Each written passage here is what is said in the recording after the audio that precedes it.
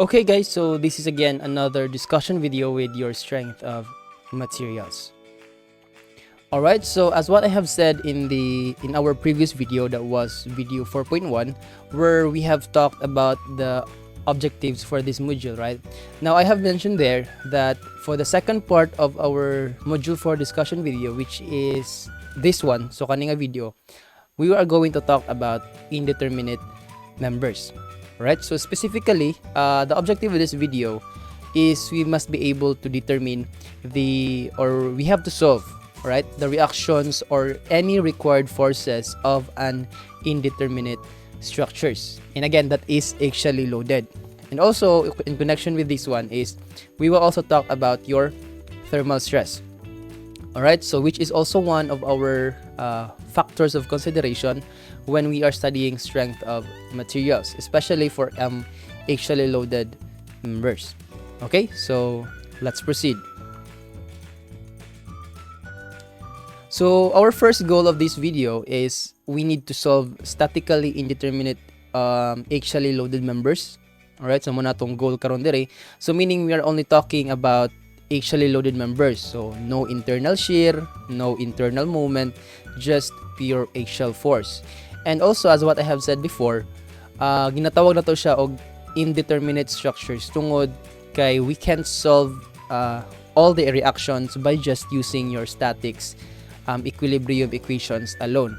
So because dili na to masolve ang reaction, dili ta makasolve og internal forces, therefore we cannot analyze the strength of your specific material. So ingana naka-importante ang ato ang statics good. Kung di na to masolve, di ta ka-analyze. So to start is we need first to understand the concept of superposition. So that would be our first objective, and on how is it being used. So saan ta paggamit ang method of or the principle of superposition. Then based on that knowledge, we will now proceed to the main topic, which is your statically indeterminate axially loaded members. Alright, so disclaimer lang guys nga this topic, right, kaning statically indeterminate axially loaded members ng mga problems, this topic requires you to have a very good analytical skills. Now, just a heads up, if I would rate the complexity, real talk lang, alright? So real talk lang. The complexity of this topic, way back when I was in college, so if I will rate it from 1 to 10, siguro I would rate this topic as 9. Alright? So, lisod yun siya para nako. That is why I'll be doing my very best to deliver this video or this topic as detailed as possible so that you can have the full concept of this one.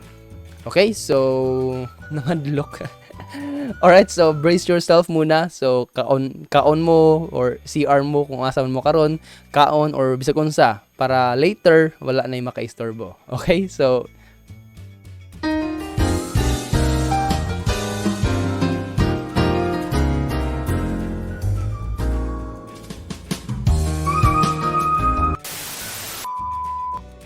okay, so in this video 4.1 is we have talked about, diba? So we have talked about the principle of Saint Venant's, which states that the stress and strain produced at points in a body, considering layo na kita sa ato ang point of application, diba? So kung once layo na ta sa point of application or sa support is we can have the uniform stress acting on the cross-section of the body.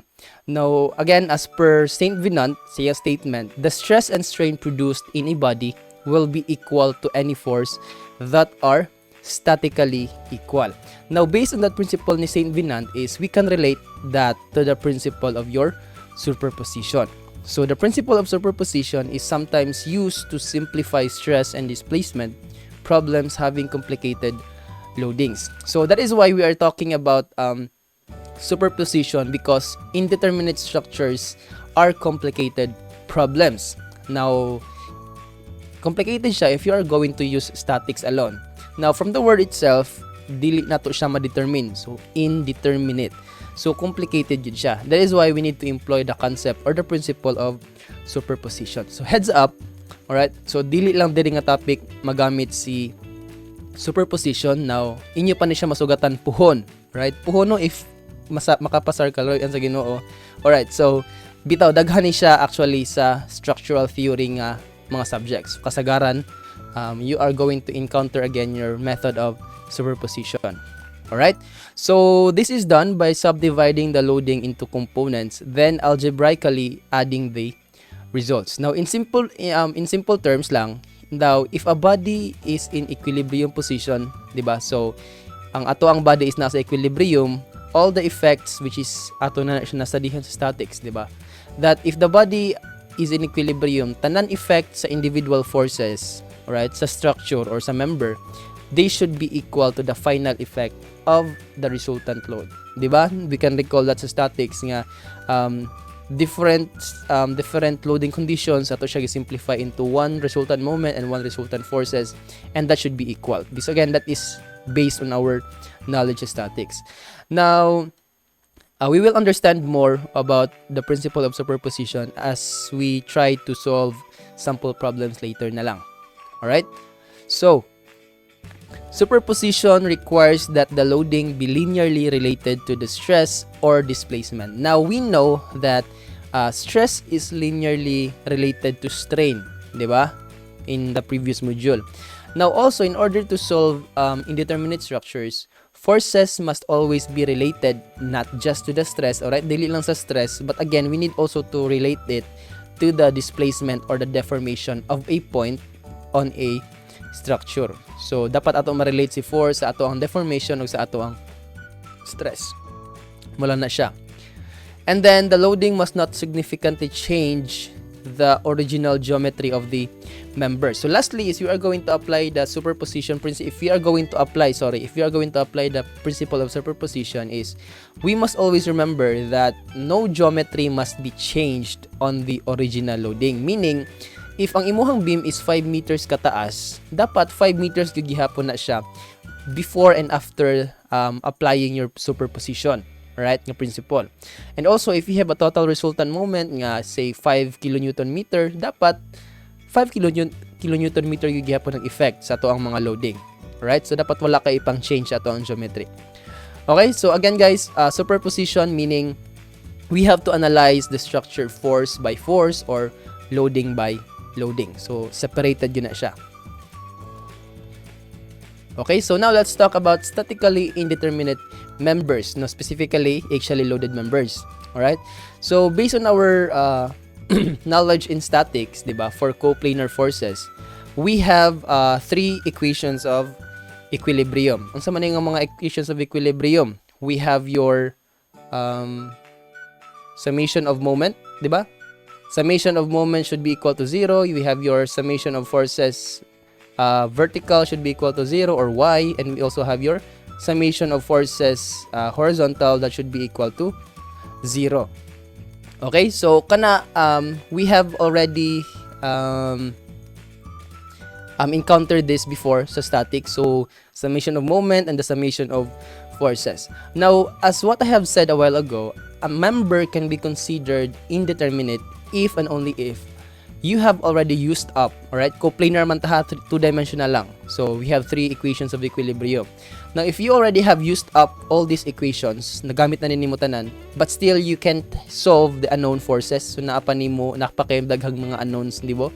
So, therefore, kitawag na ito siya og statically indeterminate. So, for example, so I have this bar, alright? So, ako lang siya deleton. So, I have this bar. I'm just gonna rewrite na lang dere. Again, we have your summation of moment is equal to 0. Your summation of forces y is equal to 0. And your summation of forces x is equal to 0. Alright.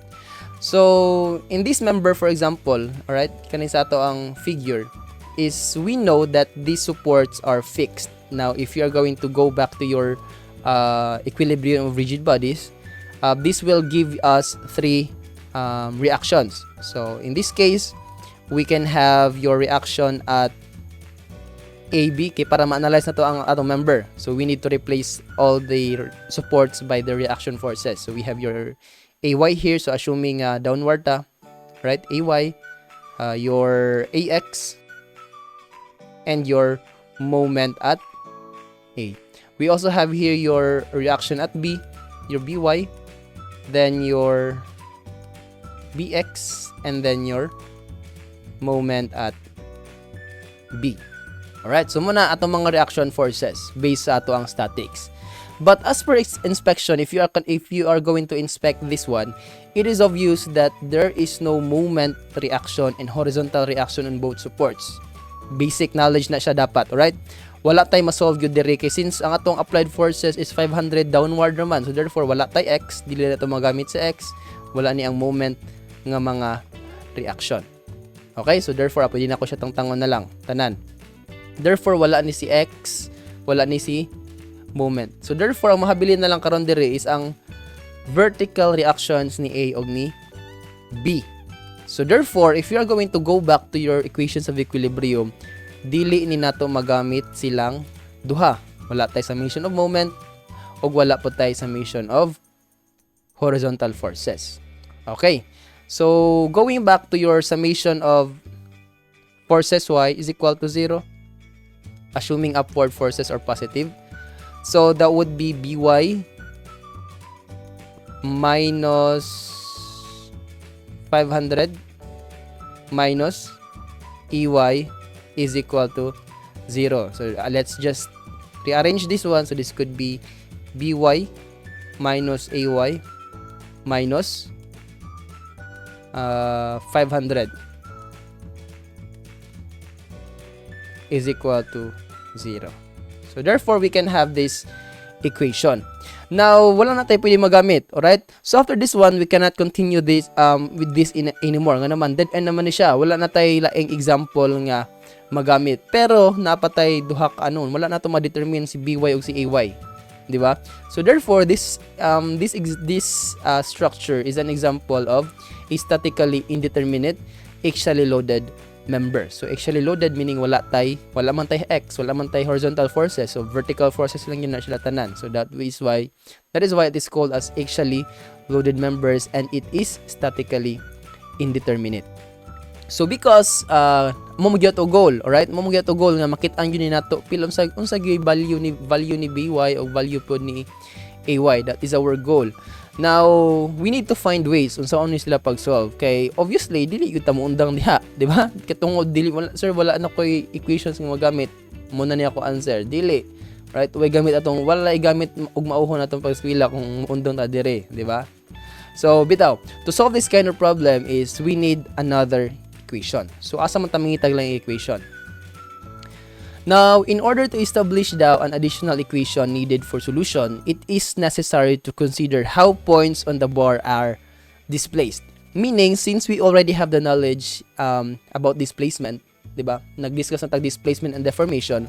So, therefore, we can use this concept diri nga topic, alright, diri nga concept, alright, to provide another working equation. And what is this equation?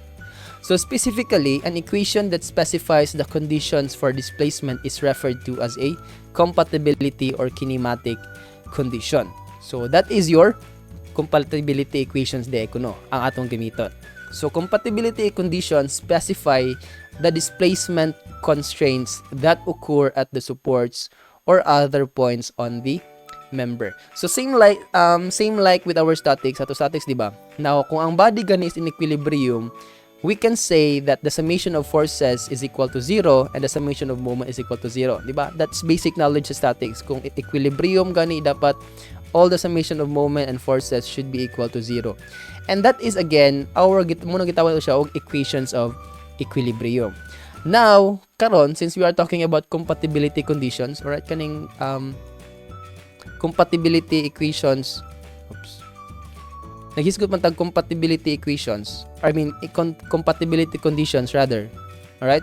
So what we need to do here is we need to investigate the structure in terms of deformation or displacement. Meaning ang atong concern karon is si displacement now si deformation.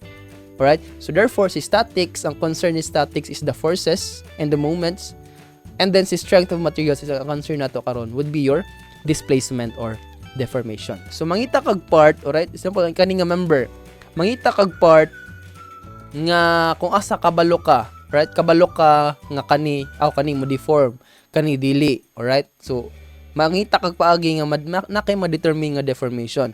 So any condition that you can immediately observe on the final condition of the member is you can use that.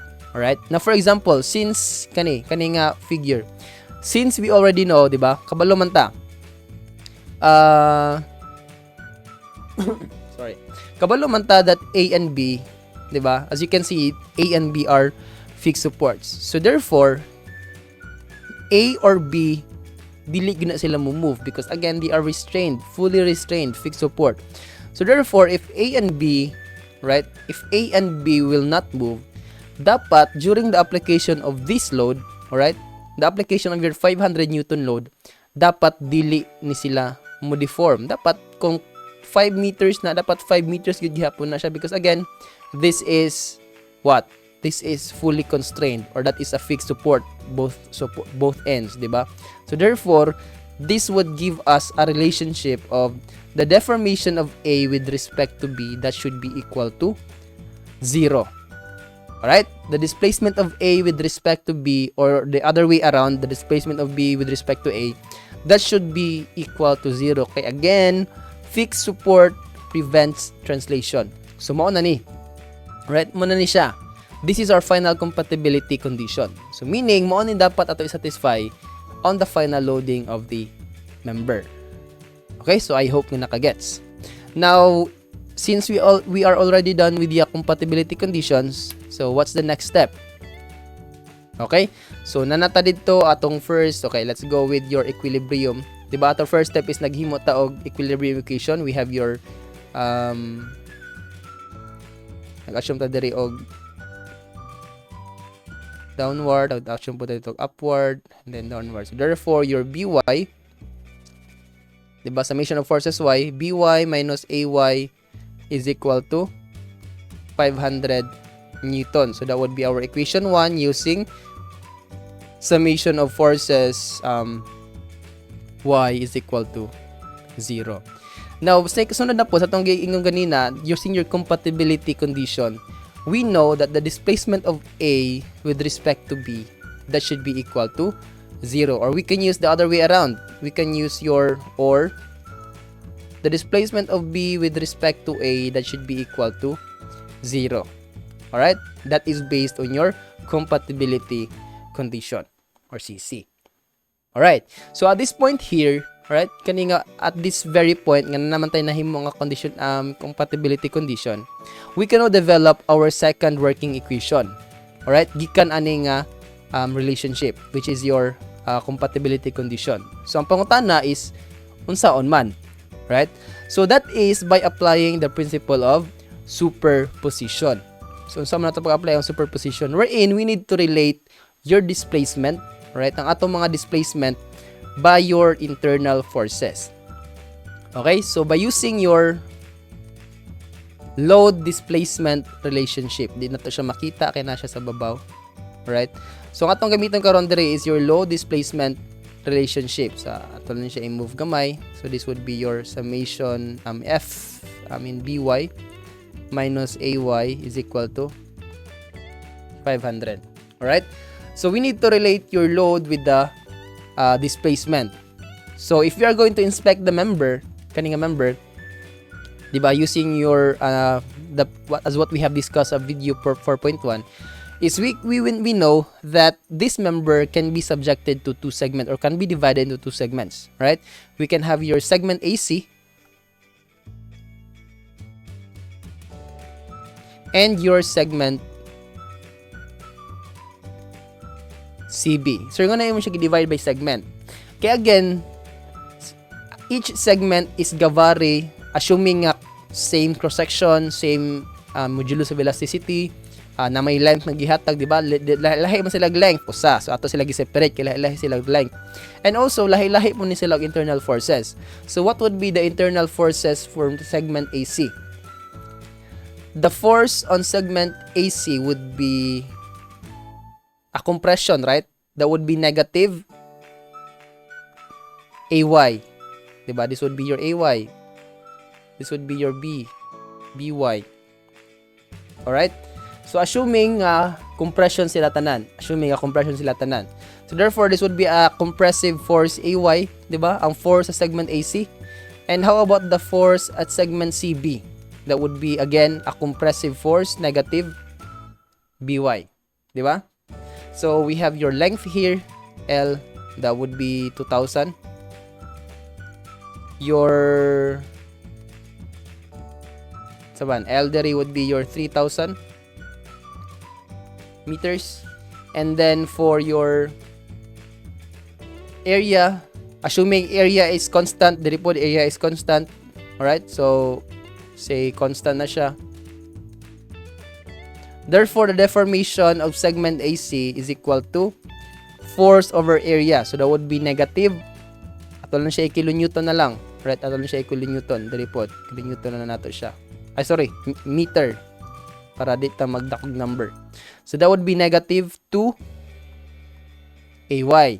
Dere po, that would be negative 3 BY.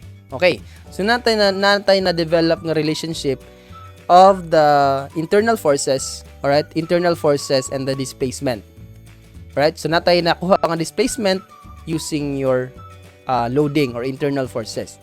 Now, using this one, na naman tayo nakuha nga displacement, ang iyang load displacement relationship is we can use now this what? Compatibility condition. Right? We can relate these forces to our displacement. Kung saan nato siya? Diba again, the deformation of beta with respect to A is equal to 0. Therefore, that is just equal to the summation of this displacement. The displacement of A, or the deformation of AC, plus the deformation of CB. That is just simply equal to your displacement at any point here. So therefore, this would be AC plus CB, that would be equal to 0. Diba? So therefore, this would be negative 2AY minus 3BY. That would be equal to 0. Diba? So, or we can just simplify that would be AY plus BY, that would be equal to 0. So therefore, we now have your second working equation.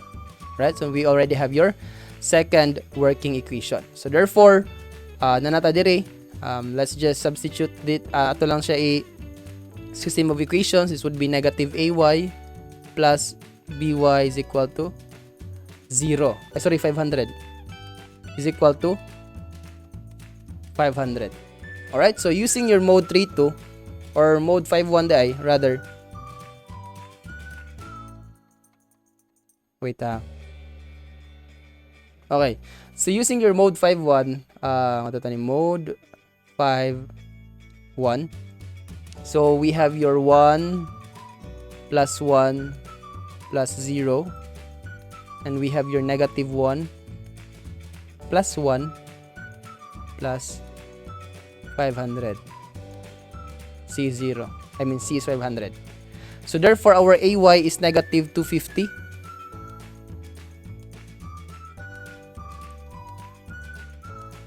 AY is negative 250. And our BY is positive 250. Right.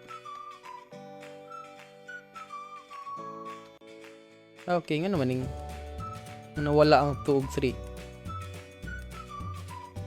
Okay, so nawala si 2 ug 3. So therefore, this would be positive 2, positive 3.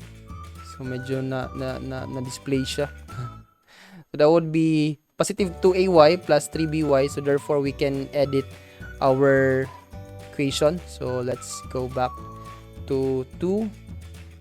Tapos 3, tapos 0, and then equals. So therefore, our AY di daw, right? So medyo there's something wrong. So moto, negative 300 ang atong AY, kilonewton, and our BY is positive 200. So therefore, what is the meaning of negative nga AY? Buti pasabot, nag-assume na direct compression, di ba? So nag-assume na direct compression, Therefore, sayop ni siya. Therefore, your AY DI is positive upward. Right? Therefore, our AY is 300 Newton upward. And our BY is also 200 Newton upward. And if we are going to use your equilibrium equations, that would be equal to 500 Newton. So therefore, our loading is in equilibrium. Okay? So I hope nga nakagets. Tina na lang siya, right? That is how are we going to solve your using your method of superposition for statically indeterminate axially loaded numbers. Okay? So sa mga naglibog pa, basta nagsugod na mo kalibog, alright? You just go back to the video, i-backward lang siya or rewind. Right?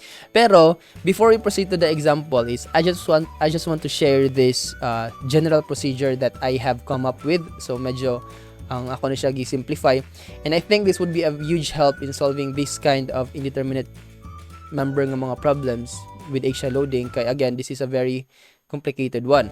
So this procedure is as easy as 1 2 3. So you can call it as your E-core, right? So that would be your acronym siguro, right?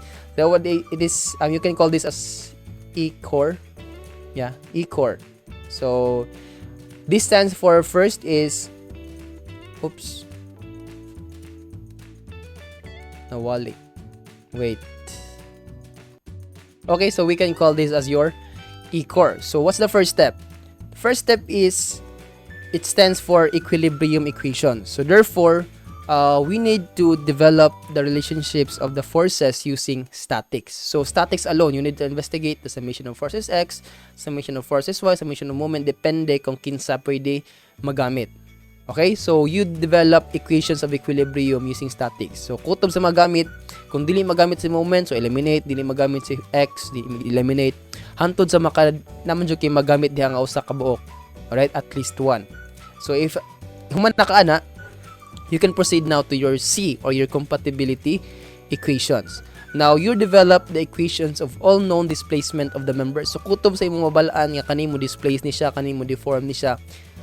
You take note of that because that would be one of your compatibility equations or compatibility conditions. Alright? So after that one is if imo na siya nabuhat, you can proceed now to the last step, that would be relate your internal force and deformation. So using the formula of deformation, you should relate each unknown force to the deformation of the structure. So the same sa itong ibuhat ganina, your segment by segment nga mga analogy can be applied. Alright? So ato lang ni siya tawgon og E-core, right? So E-core, so pwede mo siya tawagon og ECR, so E0, right? So sana true. Sayang na gyud ni siya, alright? Sayang na gyud ni siya if you just practice, right? So practice lang. Okay. So let's proceed with our examples. So a steel rod shown has a diameter of 10 mm and it is fixed to the wall at A. And before it is loaded, there is a gap of 2 mm, right, between the wall at B prime and the rod. Now we are going to determine the reactions on the rod if it is subjected to an axial force of P is equal to 20 kN. Now we are going to neglect the size of the color at C, then take the modulus of elasticity of the steel as 200 gigapascals. Alright? So let's proceed to our solution.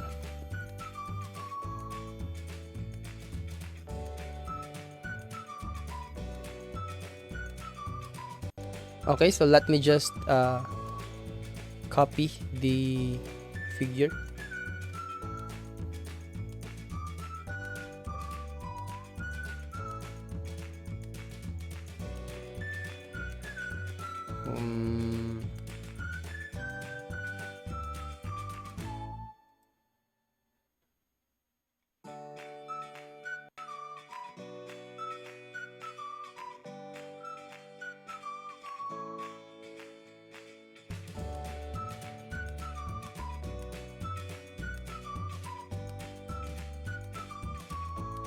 Okay. So we have this figure here. So now we are going to determine the what's the question? We are going to determine the reaction of the rod if it is subjected to an axial force P. Now initially daw, right? Initially the rod has a gap, right? From B to B prime na siya gap nga 0.2 mm. That is before loading. Now after loading is right after loading of 20 kN is kani nga gap would be close, right? Meaning nagdikit na gini siya, right? Mudikit na si B to B prime. So therefore naa na yung makuha nga reaction si B. Alright? Na natay ma-solve the nga reaction at B. So therefore to solve this one is we just need to start with our step. That would be your E-core. Alright? So that would be your E-core. So first is we need to develop the equations of equilibrium. So what? Wala man tay x diri, wala po tay moment. So therefore we can only use your summation of forces y is equal to summation of forces x. That would be equal to 0, assuming to the right forces are positive. Again guys, this is after loading. So yung ano, before loading man. Kaya kung before loading, obviously, wala tayong masolve diri nga reaction. Kaya wala may load. Diba? Walay load. So therefore, walay reaction diri. Wala po na si 20 kN. So useless. So therefore, our analysis is after loading. Alright? So after loadings, therefore, summation of forces x to the right forces are positive. So let's assume nga CA is padulong to the right. Alright? Assume na lang ta padulong siya to the right. Positive. Okay. So therefore, that would be your AX. Right?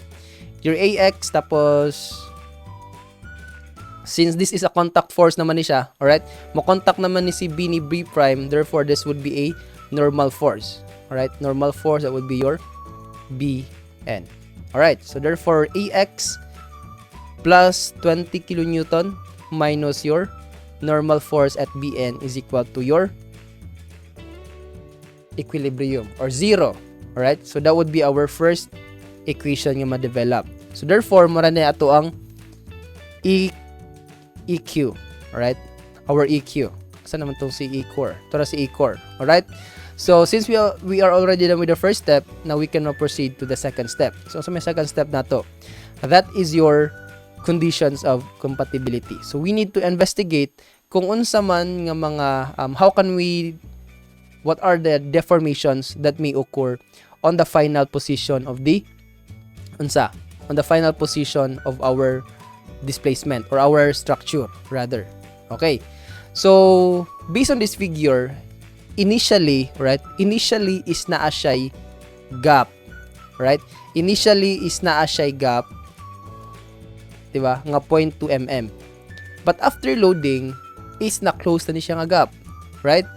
Therefore, we can relate that the displacement of B with respect to A is equal to 0.2 mm. 'Di ba? Imagine, okay guys. Ngano 0.2 mm, ngano mao man akong conditions of compatibility. Kaya again, kabalo ko, right? Kabalo ko nga si B will be moved 0.2 mm. Right? Mo niyang iyang displacement. Kung pila ni siya, this would be 1,200, right? Right? If this is 1,200 mm, after loading, kabalo gyud ko that this distance would be 1,200.2 mm. Nga naman, na-close naman ako ang gap, right? Ma-close naman ni siya nga gap karon. Therefore, that is my known nga information about the displacement, right? So that is your conditions of compatibility. Alright. So therefore, since human naman taaning the first two steps, so therefore we can now proceed to the third step, meaning we are going to relate the internal forces, right? We are going to relate the internal forces with our human na ni siya, check. This is also check. So therefore, we are going to relate your internal forces to the displacement. So therefore, you can use segment by segment. So segment, we can use segment AC, Alright? So let's start segment AC. So if you're going to cut a section here, what would be the internal force at AC? Right? That would be a negative AX. That would be a negative AX. Compression. Right? Compression. I hope mo nakagets. Alright? Gets na. Alright? So, gets na. So, again, the internal reaction at AC would be negative AX. Right? Then, for the length AC is equal to 400 millimeter. Now, we are given with the, The area. The area is 10 mm. So, therefore, that would be your 0.25 pi 100. Right? And your modulus of elasticity is 200,000 MPa. So, naka-MPa ko tanan, guys. Alright? Naka-MPa. So, nanata information about AC. So, maybe we can go with your segment sa to ganina? CB. Right? Segment CB. So, what is the force at segment CB? What is the internal force? Right? After loading na niya, after loading. So, therefore, if we are going to cut a section here, we can see that this would be negative BN. Diba? Negative BN. Okay. Gets na. So, negative BN. Now, what is the length? The length CB is equal to 800 millimeter. The area is the same gihapon. Right? We have the same area. We have the same modulus of elasticity. Determine the reaction. Okay, so the same modulus of elasticity, that would be the same. So therefore, we can now relate, we can solve your displacement AC, right? And your displacement BC. Okay, so isolve na ninyo sa inyong calculator. So wait sa magkuha sa ako sa calculator. Okay, so solving the deformation at segment AC. So let me just close this one. So in terms of AX na siya ha, right? In terms of AX, that would be 400 over 0.25 pi times 100 times 200,000. So that would be 2.5 times 2.5, 465 times 10 to the negative 5. Anyway, I'll just be storing that to A. Right? I'll just be storing that to A. So therefore, my deformation AC is equal to negative AX. Ako lang siya i-change of color, meaning naka variable ni siya. Right? Naani A naka-store ang value. So, AX. Alright? So, for segment BC, the deformation, again, in terms of BN, that would be equal to 800 divided by 0.25 pi 100, 200. So, that would be 5.09296 times 10 to the negative 5. So, again, I'll just be storing that to B. So, therefore, my deformation at BC is, again, store lang po na sa inyo, ha? Alright? I'll just be storing that to B. So, I'll be storing this to B. And this would be in terms of BN. Alright? So, since naana ko ani nga mga values, we can just relate these deformations or this displacement to our compatibility condition. Alright? That we know that the total deformation or the total displacement of the NB with respect to A is 0.2 mm. Therefore, that would just be equal to AC plus the deformation of BC, that would be equal to negative AX, right? Whatever nga na ni A minus your whatever na ni B, BN. Alright? So, mo ni siya nga A, mo ni siya nga B. Sa mga wala nakasunod. Alright? Ako na siya gipang store sa calculator. Okay, so therefore, this would be, that would be equal to 0.2. So therefore, we can have the second working equation, which is, ako lang siya i-divide by negative sign ha, para ma-positive. So, that would be, ang naa ni A, alright, AX, tapos minus ang naa ni B, right, BN, that would be equal to negative 0.2. This would be our equation number 2. Kana naman ta equation number 1. Our equation number 1 has the value of AX plus, AX minus BN is equal to negative 20. Alright, that would be our equation number 1. Okay, so using mode 5, 1, alright, asa man to gamhan ng calculator, let's go with our mode 5, 1. So, mode 5, 1. So, we have your first equation. Okay, dapat nakastore ko ni A. O, kamo na lang solve sa calculator, di lang ako ipakita. Right? Di na lang ako ipakita.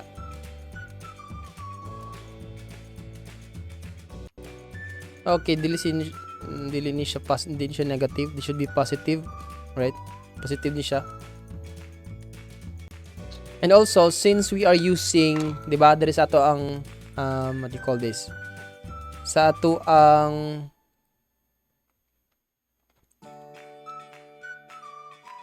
diri sa ato ang compatibility equation sa displacement. Since naka-MPa ni siya, naka-mm, therefore this force is in Newton. Alright? Naka-Newton ni siya. Muna akong giyong sa una pa that you just have to play with the units. So if wrong imong mga units, of course, imong conversions, marong po ang imong possible answer sana.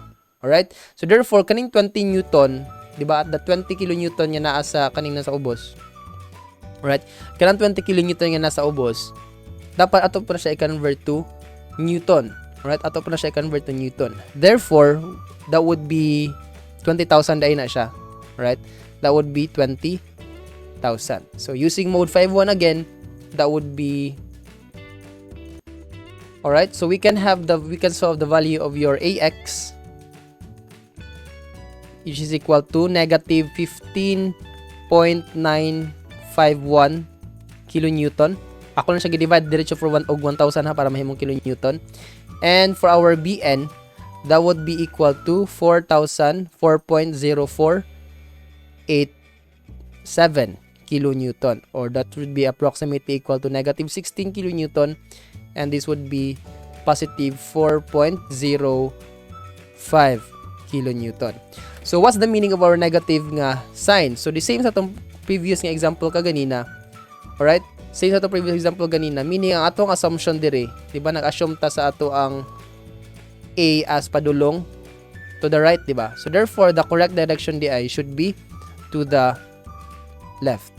Alright? Muna nga negative ang ato ang nakuha nga value ni AX. Okay? That would be 16 kilonewton. So therefore, right? Therefore, we can have this answer that AX is equal to 16 kilonewton to the left, and your BN is equal to 4.05 kilonewton also to the left. And that would be our final answer. Alright? So let's check if we have the same answer. So our answer would be 16 kilonewton and 4.05 kilonewton. Okay, so I guess that's correct. So we can now proceed to our next example.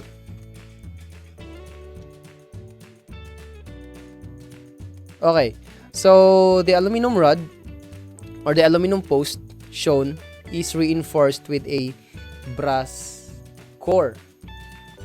If this assembly supports an axial compressive load of P, which is equal to 45 kilonewton,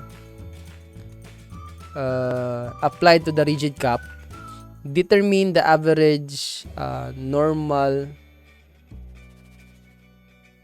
stress in the aluminum and brass take the E of aluminum as 70 gigapascal and the modulus of elasticity for brass would as 105 gigapascal. Okay, so let me just copy the figure. Okay, so now let's proceed to our solution. Okay, so let me just remove this one. So we have the aluminum post daw that is reinforced with a brass concrete. Alright, so we have meaning kaning sa sulod diri nga to nga. Oops. Kaning sulod na to diri is this is made of brass, kaning yellow, right? Kanang yellow. And also say yellow. Yellow. That's yellow, alright? So ang kaning yellow na to is that is made of brass. And then kaning aluminum post na to meaning tube na siya, alright? Ang tube is gisudlan, ang tube nga aluminum kaning red, right? Kanang tube nga aluminum is made of the tube is made of aluminum while the core is made of brass, right? So gi-insert na nato sila. All right, so let's just follow your E-core. All right? Your E-core. So ito siya.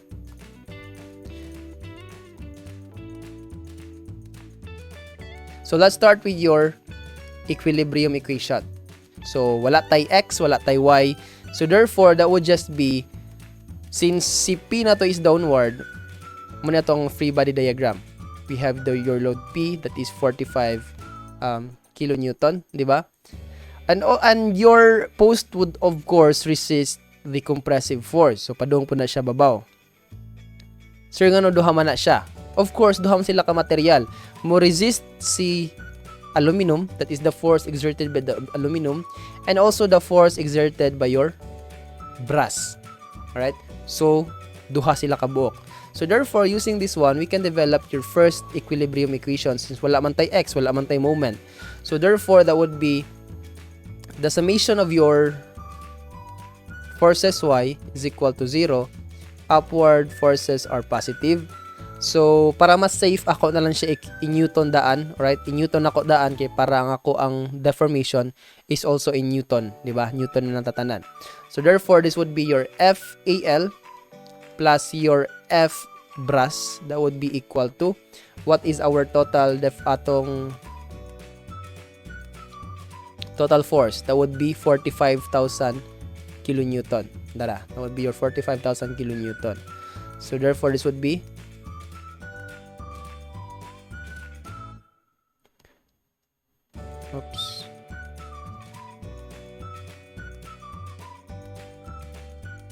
that would be your 45,000 kilonewton. So therefore, this would be our equation number 1. Okay, so let me just highlight this one kaya para magamit na nato siya later. Alright? So for our equation number 2, step number 2 is since human naman ta sa ato ang EQ, so let's follow your compatibility condition. So how are we going to determine saan to pag-determine ang mga known diri nga mga deformation? Alright? Based on this statement, since column post man na siya, usa man na sila kabutang, alright? Usa na sila kabutang. Therefore, alright, imagine na lang, na kay donut, na kay sponge, isod nimo sa donut, alright? So if imo na siya i-push, di ba sila duha ang donut, both the donut and the sponge would compress, alright? The same po dere. Tungod kay since one man na sila, usa man na sila ka single post, meaning naman tay cup, di ba na siya rigid cup. The purpose of your rigid cup is that the stress imposed by this force, that is your P, that should be equally distributed sa tanan nga cross section. It's either bisag unsa ka materials basta equally distributed na sila. So therefore, tungod kay rigid cup, di man na siya mahilig, dili mapiko. So rigid man gid siya. So therefore, if ako ni siya i-compress si P, but ipasabot, magdungan na sila og deform. And that would be your deformation. So therefore, that would be our compatibility condition. That the total deformation is just simply equal to the deformation of your aluminum plus is equal also to the deformation of your what? The deformation of your brass. So that would be our compatibility equation. Alright, so that would be our compatibility equation. So using the compatibility equation is humana ta sa ato ang second step. So what would be the third step? So the third step again is we need to find the relationships of our internal loadings and the the deformation. Right, the deformation. So let's start with our since duha man ni ka material, right? So dili na to magamit si segment by segment. So duha naman ni ka material, we need to analyze this material by material. So using the aluminum,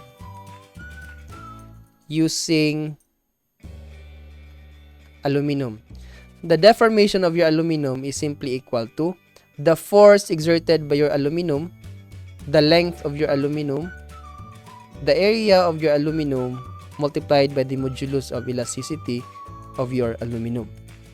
Kabalo man ta na, alright? So we are given with what? We are given with the area, with the length, with the... Alright, so we are given with the length of the aluminum. Actually, they are both equal. So we have your length that is... let's just substitute to the equation. Here, we don't know this one, the force of your aluminum.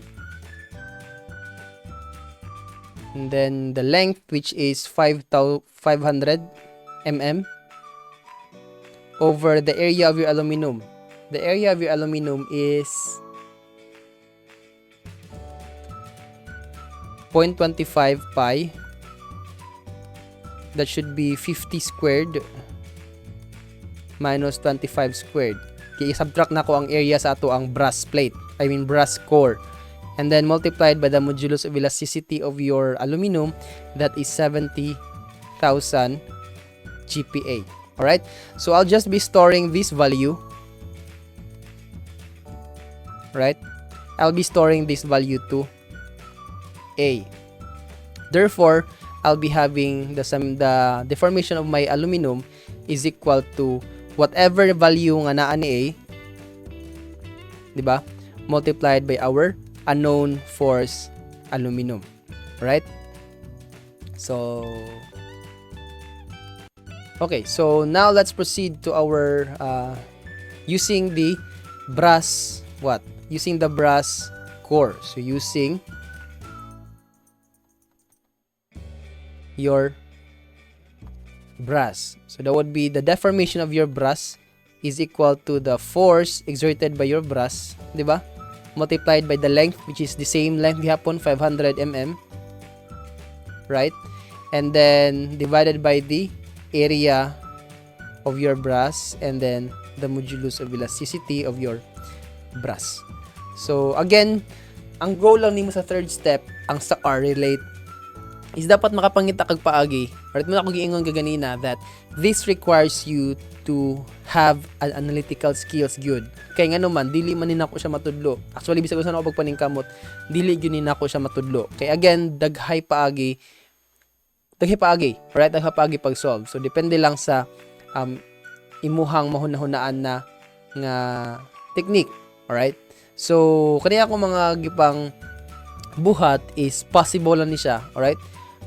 Pwede ni siya ma-apply sa uban, alright? Pero sa na, if especially mga complicated na mga problems is depende gyud na, alright? So you really have to investigate kung unsa ang imuhang mga compatibility conditions, and also how are you going to relate the internal forces to your deformations, alright? So mangita jud paagi kay kanina if ang imo lang sa ligid sa akong gi-discuss, ang atong gibuhat karon is again that is way different sa atong gibuhat kaganina sa atong previous example, di ba? So ginana na siya.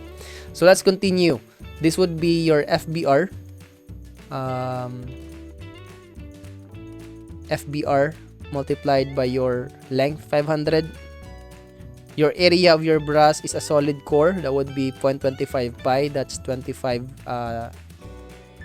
Okay. Sorry. Nalipat ko. This should be, since radius man ang given, so di wala na ni ang 0.25 nga part. So pi na lang ni siya dapat. Pi squared, same here. Dapat pi 25 na lang ni siya. Pi 25 squared multiplied by What's the modulus of elasticity of our brass? That is 105,000 MPa. So, again, whatever value kaning mga constant nga akong na-solve, alright, I'll just be storing that to B. Okay? So, ako na siya i-store ni B. Okay, para the deformation of my brass is whatever value nga naa ni B multiplied by our force nga naa ni brass. And that would be our deformation. Alright, since we already have these values, we can now relate this displacement or deformation to our what? To our compatibility conditions. Ay, sorry, nawala to ato compatibility conditions. Asa naman to siya? Dara. Based on our compatibility condition is the deformation of your aluminum should be equal to the deformation of your brass. So obviously, we can just equate these sides, right? We can just equate this side here. Alright, so therefore, that would be A, your FAL, the force of your aluminum, that would be equal to your BFBR. Right, so therefore, your force aluminum minus B force of your brass, that should be equal to your, that would be equal to 0. Alright, so therefore, that would be our second working equation. Okay, so asa naman to ato ang first working equation? Ato first working equation is dara. Aluminum plus brass is equal to 45,000. Then our second equation is AFAL minus BFBR is equal to 0. So this would be our first working equation, right? Our first working equation, and this would be our second working equation. Okay, so again, using mode 5.1, we can solve for the value of your FAL and your FBR, which is equal to, our FAL is equal to 30,000 Newton, so that would be 30 kilonewton, or since we are going to solve for stress, so therefore ako lang siya gamitan as is, so 30,000 Newton. And for our brass, that would be 15,000, both in Newton. So therefore, the question asks, we are going to determine the average normal stress in both the aluminum and the brass. So therefore, we have to divide these forces by their respective areas. So therefore, your normal force AL is just simply equal to 30,000 divided by your pi 50 squared minus 20 squared. 20 squared. So therefore, that would be equal to 30,000. Alright, so that should be 5.0. This is 25. That should be 5.093 mega Pascal. Now for your brass, that would be your 15,000 divided by pi multiplied by 25 squared. That would be equal to 7.639 MPa. Alright, so I guess that would be the final answer for this example. Now this would be our AL, this would be our brass. Now we just have to check if we have the same answer. So what would be the final answer?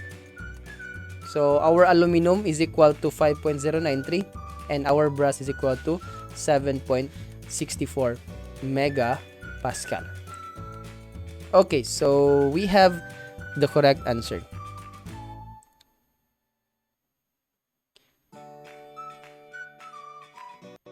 Okay, so let's proceed now to our next example. So the three A992 steel bars shown in the figure are pin connected to a rigid member. So that's member ACE. Now, if the applied load on the member is 15 kilonewton, we have to determine the force developed in each bar. So bars A, B, and EF have this cross-sectional area of 50 square millimeter, and the bar CD has also the cross-sectional area of 30 square millimeter. Okay, so let me just copy this given, and then let's proceed to our solution. Alright, so let's proceed to our solution. So again, close. So again, let's just follow the E-core procedure. So that would be your E-core. Right? So let's start with our equations of equilibrium. So let's use summation of forces Y. The summation of forces Y is equal to 0, where upward forces are positive. So therefore your this would be steel bars shown. So this let's just assume na tension ni sila tanan. Wala may unlike sa cables, di ba? Cables are always in tension.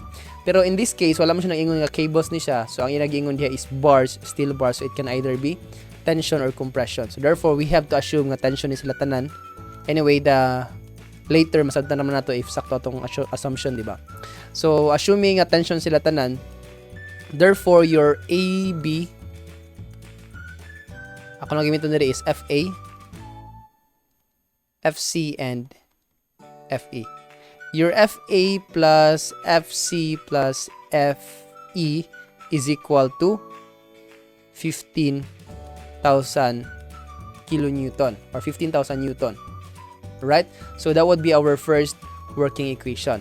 Now, how about your summation of moment? Using your summation of moment at, say, A, right? A is equal to 0. Clockwise moments are positive. So therefore, this would be your 15 clockwise man siya. This would be your okay, so kung mag-moment ko as is na lang ko sa kilonewton, right ha? As is ko sa kilonewton para medyo magamay-gamay. So dito ko mag-multiply 1,000 later sa deformation. Alright, so this would be 15,000 multiplied by 0.2 minus your FC multiplied by 0.4 minus your FE multiplied by 0.8. That should be equal to 0. Therefore, our second working equation is FC 0.4 of FC plus 0.8 of FE. That would be equal to 15 times 0.2. That would be 3.3 or 3. Yeah, that would be equal to 3. So this would be our equation 2. But then again, we have 3 unknowns, diba? 3 unknowns, that would be FA, FC, and FE. And we only have 2 working equations. So therefore, we need to find another equation para masolve na to ang isa. So 3 unknowns, 3 equations. Alright, so nga ta proceed sa ato ang second step, which is your compatibility condition. So using yung compatibility condition, saan na to pag-determine? So diri na ta sa ubos para dool ta sa ato figure. Alright, so using this one, ito siya zoom in gamay. Alright, so using this one, based sa atong given, diba naingon siya nga that is rigid member, right? Rigid member. So therefore, kani siya is dili ni siya ma-deform, alright? It's either mohilig lang siya padulong dito or it's either mohilig siya padulong diri. Wala ta kabalo. So let's try to investigate. So if this is FA, FC, and FE, diba the same materials naman sila. So therefore, kani si A, kabalo ko, si FA should be the greatest force. Kinaman niya dool man siya sa force, di ba? Dool man siya sa force. So therefore, kaning si FA is mas dako ni siya og ma-deform kumpara ni FE. Right? Kumpara ni FE is dako ni siya deformation. So therefore, ang itsura karon sa ako ang rigid AE is may ani siya porma.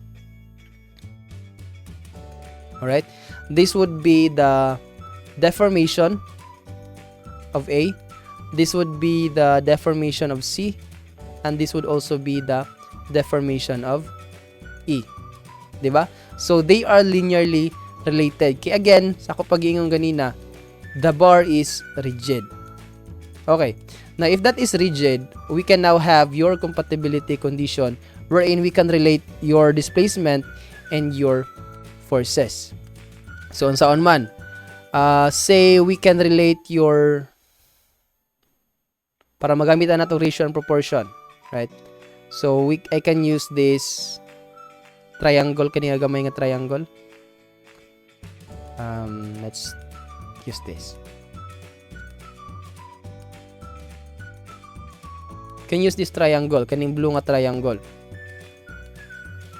So, this triangle here, ako na siya patindog. Exage lang na siya nga drawing. The total height would be what? The total height would be 0.8, right? That would be 0.8. The total length or the total base of my triangle here would be the deformation of A minus the deformation of E.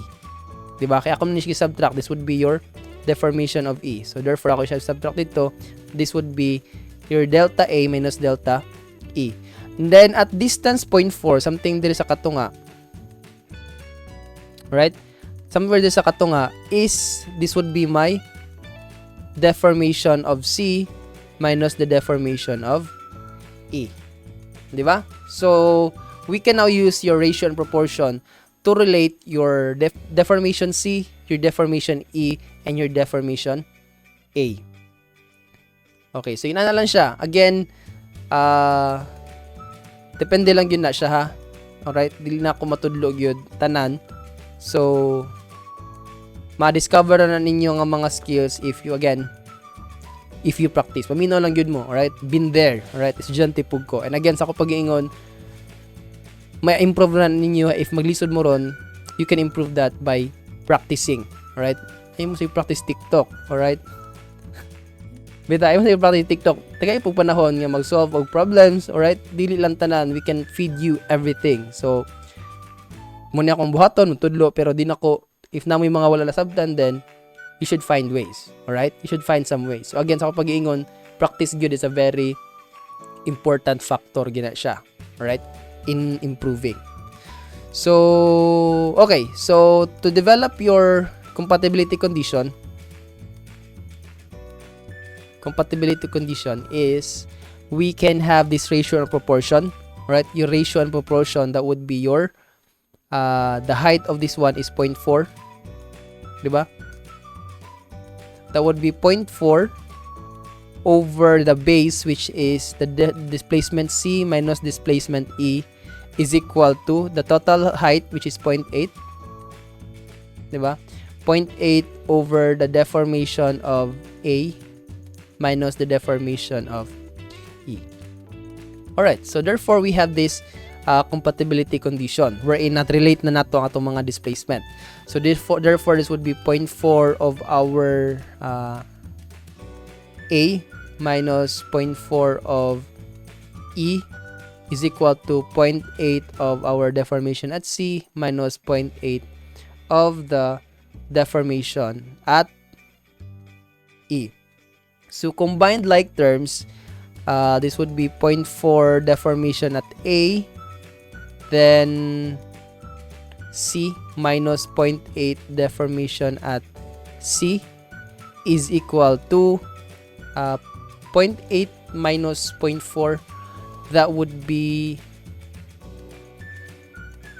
plus 0.4 deformation of our E. That would be equal to 0. So therefore natin compatibility conditions tanan. So this would be our compatibility equation. Alright?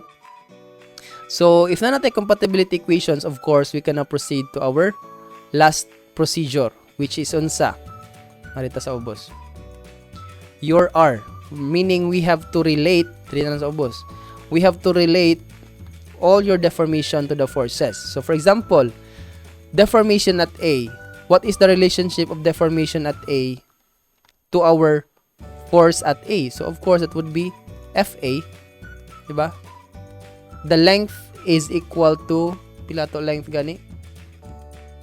Based atong figure, that would be 500 meters, right? So that would be 500. Okay, ako siya multiply 1,000 na. Nag-multiply ko 1,000 nga naman. Parang akong analysis karon diri would be in kilonewton, right? The resulting value of my forces should be in kilonewton. Kay kilonewton mao gamit diri. 'Di ba? Kilonewton ni siya. So this would be my first working equation.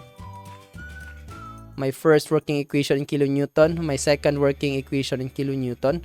Then we have to obtain the third working equation also in kilonewton. Muna nga nag-multiply ko diri og 1,000 kay para mahimo siyang newton. Alright? So multiplied by 500, which is the length, over the area. Area AB is 50 square millimeter multiplied by the cross section, the modulus of elasticity. The modulus of elasticity of your A992 steel bar is, I guess, wala ni siya sa ato ang table of mechanical properties. But anyway, wala may given, wala A992 nga given, so wala po ni sa ato ang table of mechanical properties. So let's just kay at the end of this solution, makansara mo gihapon siya. So let's just keep it as it is. So that would be AST.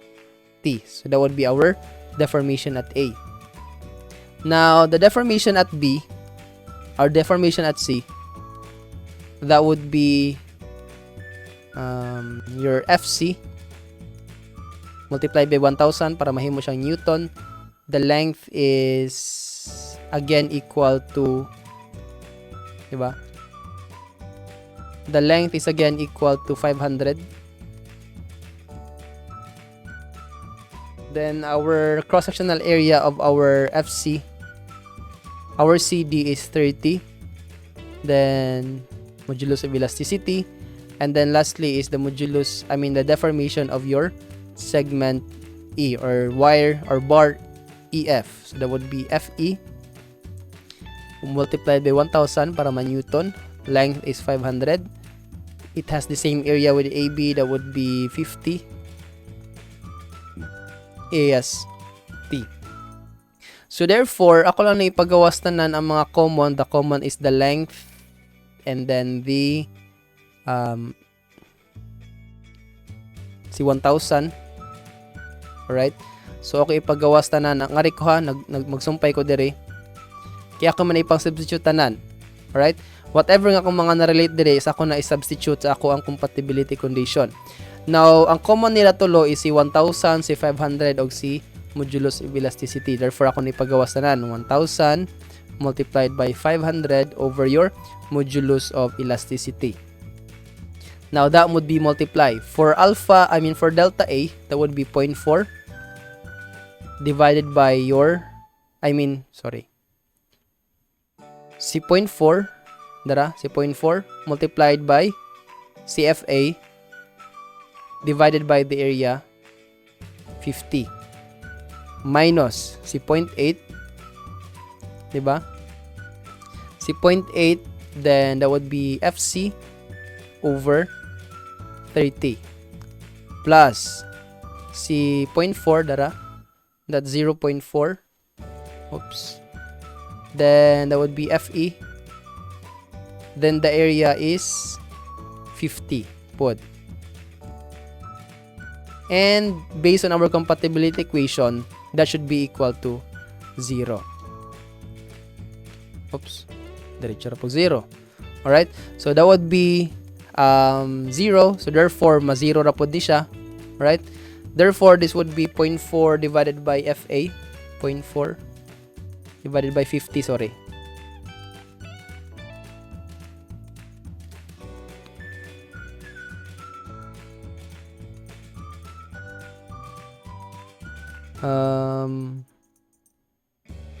So let's simplify this by multiplying both sides by 50. So therefore, this would be 0.4 FA minus 0.8 times 50 divided by 30. So that would be 0.4 FC over 3 plus 0.4 FC is equal to 0. Alright, so kung yun saan siya pagkuha, you just have to investigate na lang. You pause the video and then you arrive with the same answer. So therefore, we have this we have arrived this with the third, right? The third working equation. So to first equation, because we are going to do mode 5.3, mode 5.2. Yeah, mode 5.2 is 3 equations, 3 unknowns. So you are going to go mode 5.2, 3 equations, 3 unknowns. Alright, so you pause the video and then you solve for the equations. Okay, so using your mode 5.2, we can have the value of our FA that is equal to 9.519 kilonewton because na kilonewton man ta ag-analyze. Then for FC, we have your 3.46462 kilonewton, and for our FE, we have your 2.019 kilonewton, and that is the final answer. Alright, so inanala na siya ato ang E-core or equilibrium equations, then followed by your compatibility condition, and then lastly you are going to relate all the forces with the deformations. And then if nanang tulo, you substitute your deformations to your compatibility conditions, kay para ma-solve nimo sila ang ato ang mga equations or ato mga unknowns rather. Alright, so now let's check if we have the same answer. So therefore, your FA is equal to 9.52, your FC is equal to FB, di na siya FB, that should be FC, that should be 3.462, and then FE is equal to 2.02. So naka-arrange na siya, naka A, B, C, so therefore A, C, E. Alright, wala siya ma-edit. Okay, so therefore that is our answer for this problem.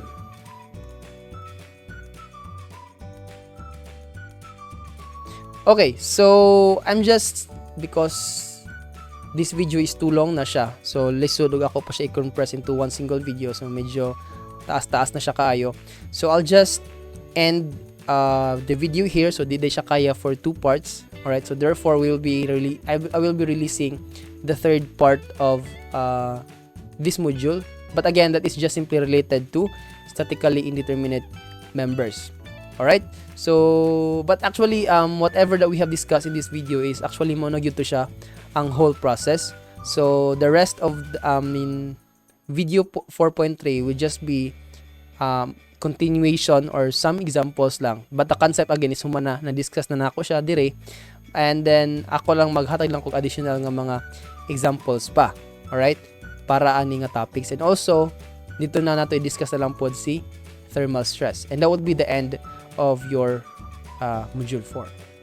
Alright, so let's just continue the next video, then see you there.